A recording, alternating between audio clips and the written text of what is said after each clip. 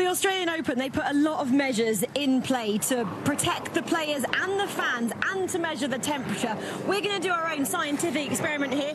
Mats is going to hold this ice cream for the duration of the interview and see if it melts and to see how stressed out the ice cream does actually get. But Mats, the official line for the Australian Open, what is it today? It's called a wet bulb globe temperature, WBGT, and it measures the temperature, humidity, direct sunlight and the wind, and to see how much heat stress the human body is under. I mean, right now, the stress level's got to be high because they also put a stress scale in place as well, and it's currently measuring at 5, and that means players been suspended on the outside courts, but not in Rod Laver behind us because that's got a roof, as has Margaret Court. That's right, and that scale goes 1 is normal conditions, 2 and 3 is hot conditions, and the players are monitored, they hydrate more, there might be a cooling break. 4 and 5 is when it's really hot and the matches will stop on the outside courts.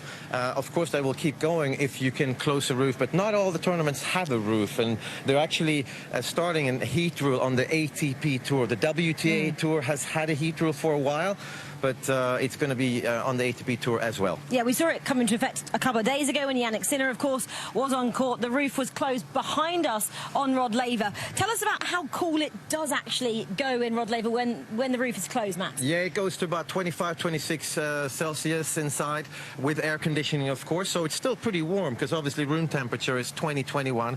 This is starting to melt, by the way. It's working. In terms of practicing, they go inside as well. We've seen that from Yannick Sinner. Do all the players like to practice inside? You know, when it's really hot, they practice inside, and it's not a big deal to practice indoors for half an hour. They're just trying to get the body going, trying to get a little sweat, and it's kind of nice to practice without wind and sun because you get a really good feel for the ball.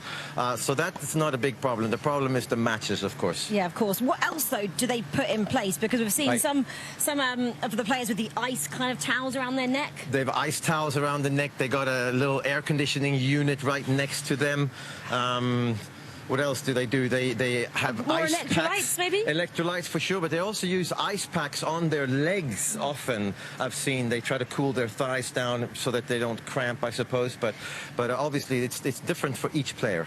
And for each player as well, does their kind of warm-up routine change? Or I mean, like the change in routine of what they have to fuel themselves with, surely that has to change as well? Yeah, they have to fuel themselves way more and hydrate way more. Obviously, that has to start the day before, and I'm sure they have to eat something that's slightly different as well.